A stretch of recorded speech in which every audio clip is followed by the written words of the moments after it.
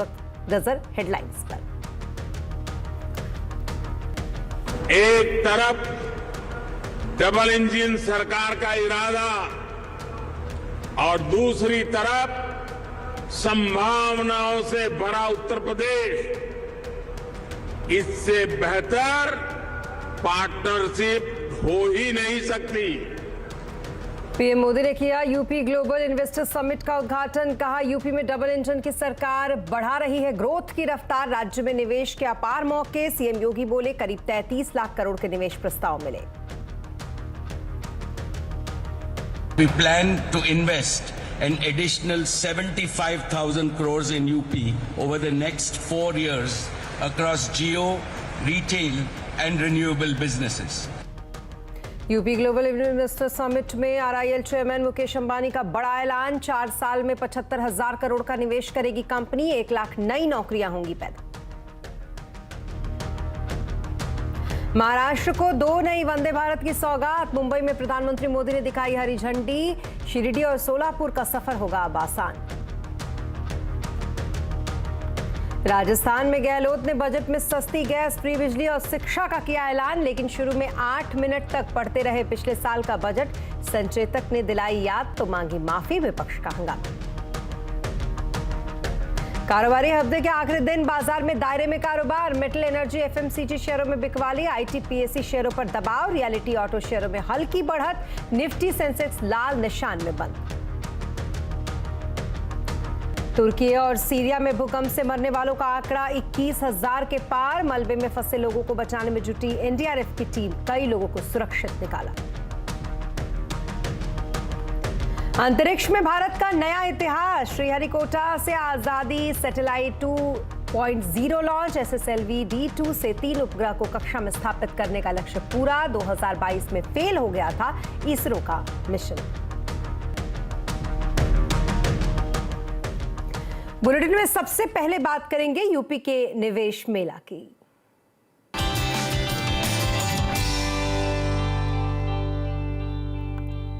UP में आज से ग्लोबल इन्वेस्टर समिट की शुरुआत हो चुकी है। पीएम मोदी ने सीएम योगी की मौजूदगी में समिट का शुभारंभ किया। इन्वेस्टर समिट में इस बार 20 से ज्यादा देशों के 10,000 डेलीगेट्स शामिल हुए। इस निवेश कुंभ में अब तक 18,643 एमओयूज पर हस्ताक्षर हो चुके हैं। इसमें करीब 33 लाख करोड़ के निवेश के प्रस्ताव मिले हैं, जिसके जरिए 92,50,000 से ज्यादा लोगों को यहां रोजगार मिलेगा। पीएम मोदी ने इंडस्ट्री को निवेश का न्योता देते हुए कहा कि यूपी में डबल इंजन सरकार की वजह से मौकों की इस बार भरमार है। देश के स्टार्टअप रिवॉल्यूशन में भी यूपी की भूमिका लगातार बढ़ रही है। आने वाले कुछ वर्षों में 100 इंक्यूबेटर्स और 3 state of the art centres को स्थापित करने का लक्ष्य यूपी सरकार ने रखा है। यानी यहां आने वाले इन्वेस्टर्स को टैलेंटेड और स्किल युवाओं का एक बहुत बड़ा पूल भी मिलने जा रहा है। साथियों, एक तरफ डबल इंजन सरकार का इरादा और दूसरी तरफ संभावनाओं से भरा उत्तर प्रदेश, इससे बेहतर पार्टनरशिप हो ही नहीं सकती। ये जो समय है, इसको हमें गंवाना नहीं चाहिए। भारत की समृद्धि में दुनिया की समृद्धि निहित है। तो प्रधानमंत्री मोदी ने कहा कि पिछले कुछ सालों में यूपी में बेहतरीन आधुनिक इंफ्रास्ट्रक्चर बना है। यहां बिजली से लेकर कनेक्टिविटी तक हर क्षेत्र में सुधार आया है। बीते कुछ वर्षों में आधुनिक इंफ्रास्ट्रक्चर, उत्तर प्रदेश के इस इंफ्रास्ट्रक्चर की जो पहल है, उसके परिणाम नजर आ रहे हैं। बिजली से लेकर कनेक्टिविटी तक हर क्षेत्र में सुधार आया है। बहुत जल्द यूपी देश के उस इकलौते राज्य के तौर पर भी जाना जाएगा जहां 5 इंटरनेशनल एयरपोर्ट है।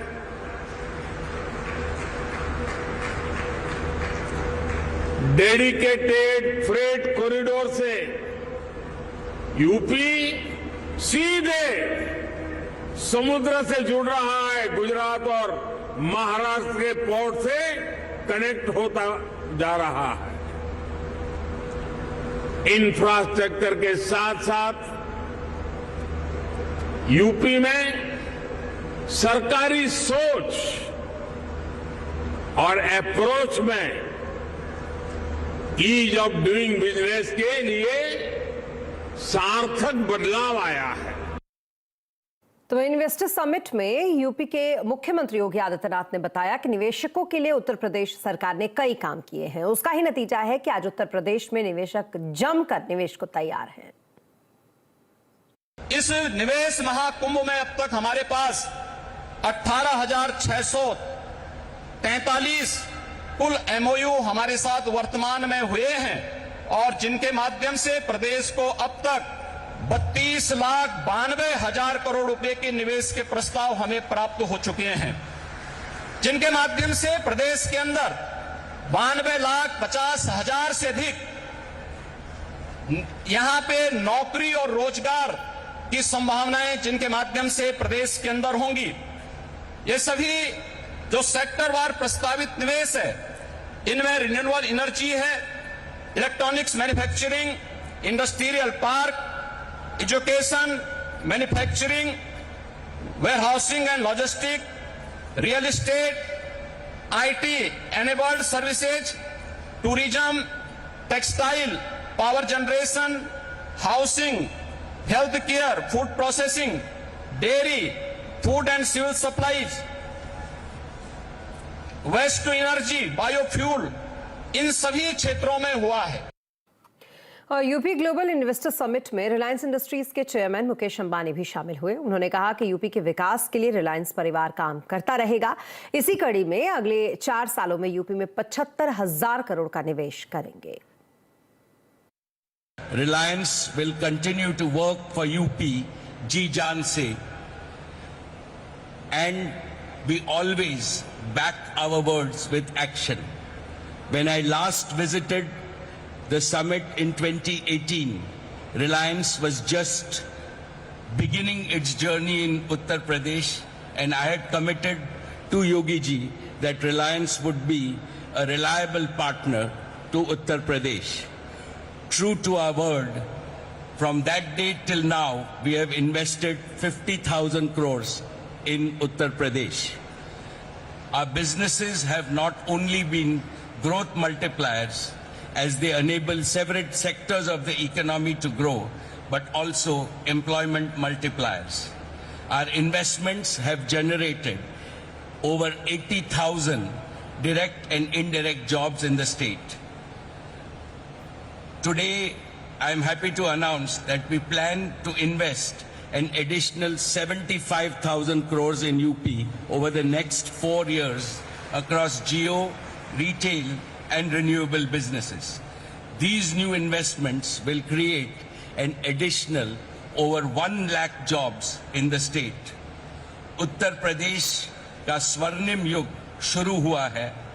सभी यूपी वासियों को मेरी हार्दिक शुभकामनाएं। I wish this summit and the state all the success. बहुत बहुत धन्यवाद। Thank you. तो वहीं आदित्य बिरला ग्रुप यूपी में 25,000 करोड़ रुपए का निवेश करेगा। यूपी के ग्लोबल इन्वेस्टर समिट में ग्रुप के चेयरमैन कुमार मंगलम बिरला ने इसका ऐलान किया।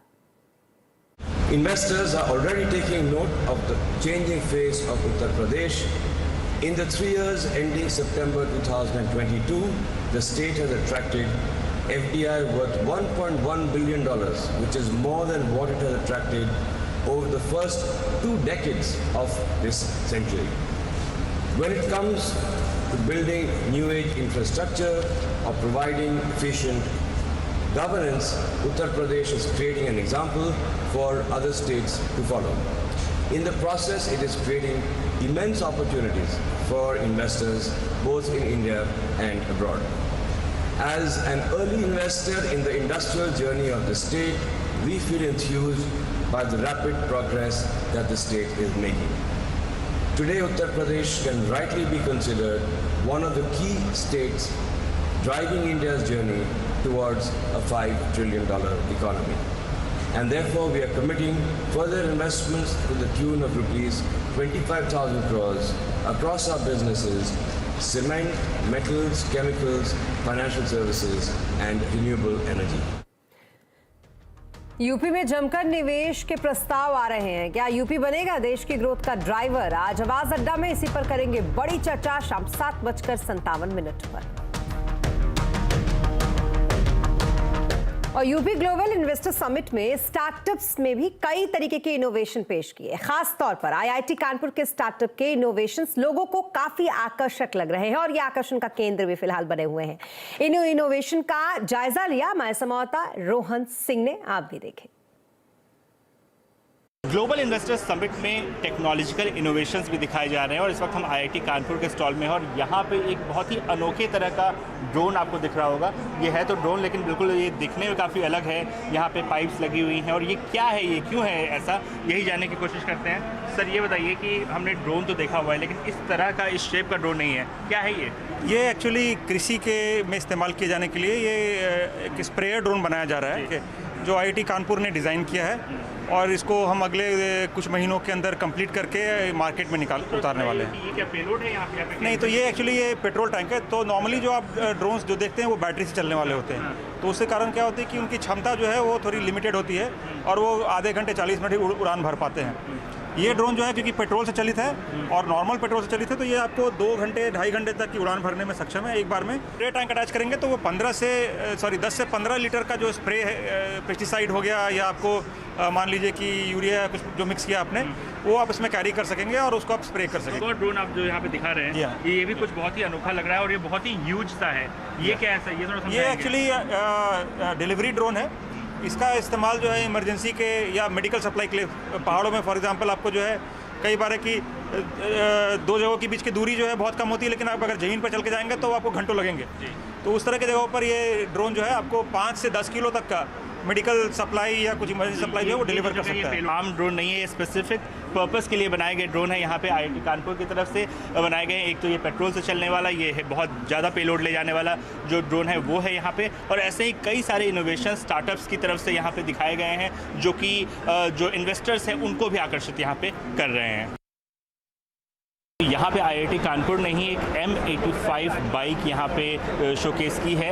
M क्या है, तो M है मीथेनॉल, और मीथेनॉल बनता कैसे है, तो जो एग्रीकल्चर वेस्ट होते हैं या फिर ऐश के जो वेस्ट होते हैं उससे ये बनता है और बहुत ही इस पर सरकार का काफ़ी ज़्यादा फोकस हो रहा है। और आईआईटी कानपुर ने ये डिमॉन्स्ट्रेट करके दिखा दिया है कि मीथेनॉल से भी 85 यानी कि 85% इसमें ब्लेंडेड मीथेनॉल हो सकता है, ये यहाँ पे इनका कहना है।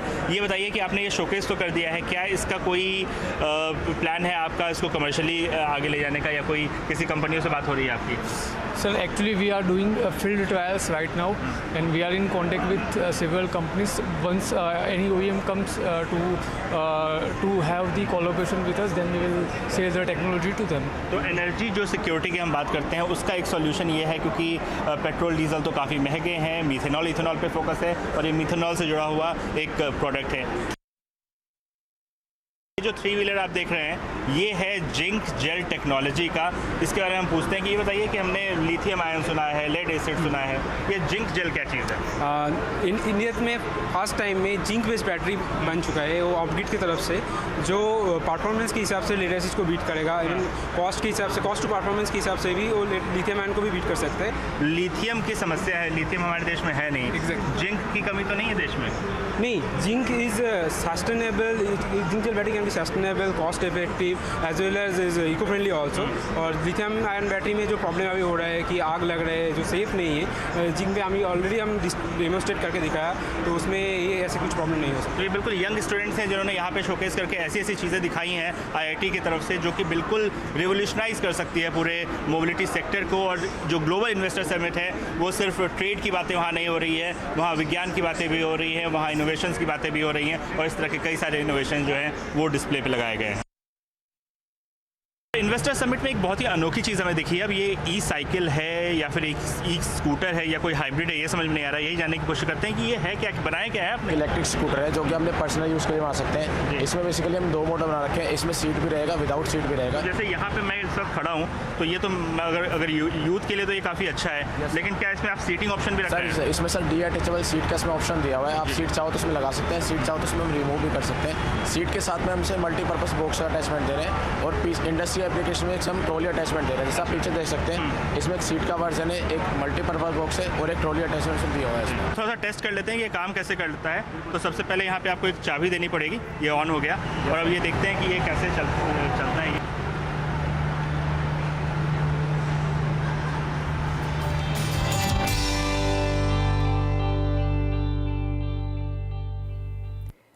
और यहाँ रुकेंगे एक छोटे से ब्रेक के लिए, लेकिन जल्द होंगे हाजिर, आप बने रहें हमारे साथ।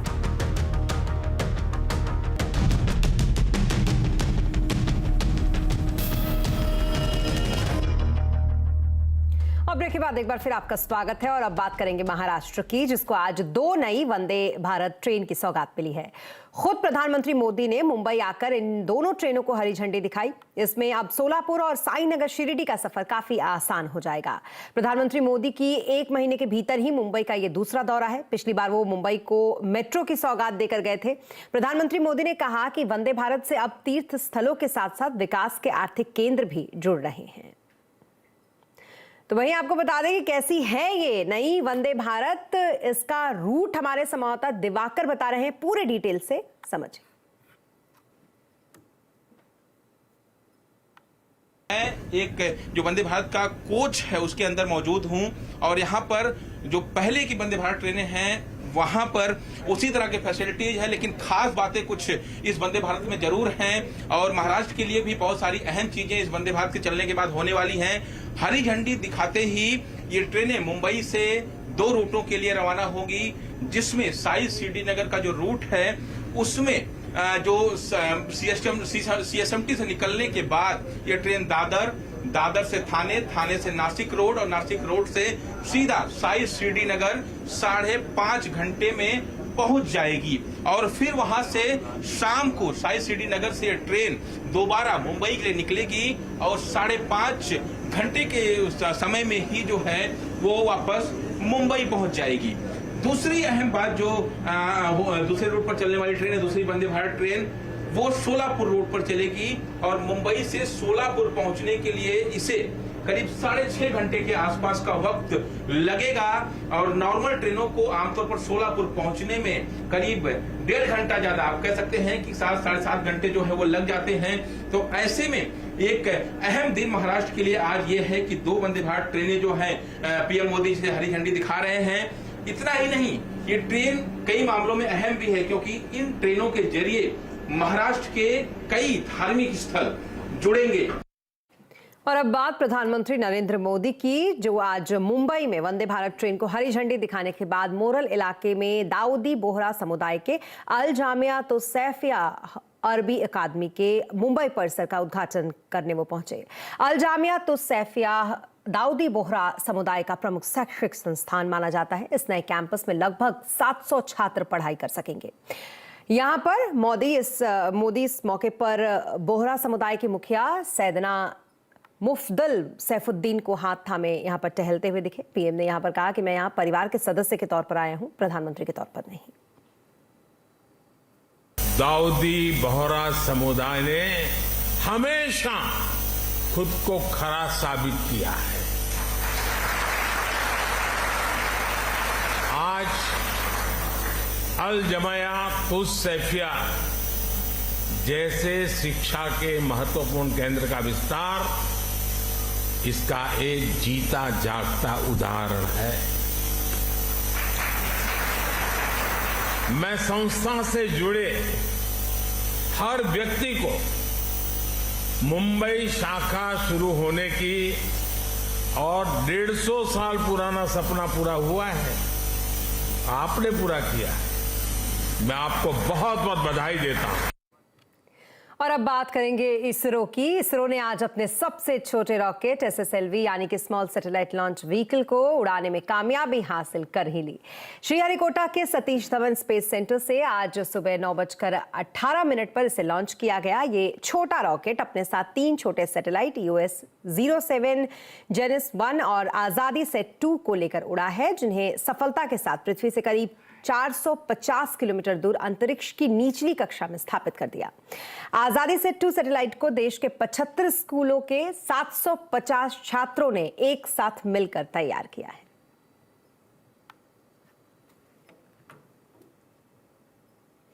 और इसी के साथ इस बुलेटिन में फिलहाल इतना ही, लेकिन खबरों पर लगातार अपडेट के लिए आप बने रहें CNBC आवाज के साथ। नमस्कार।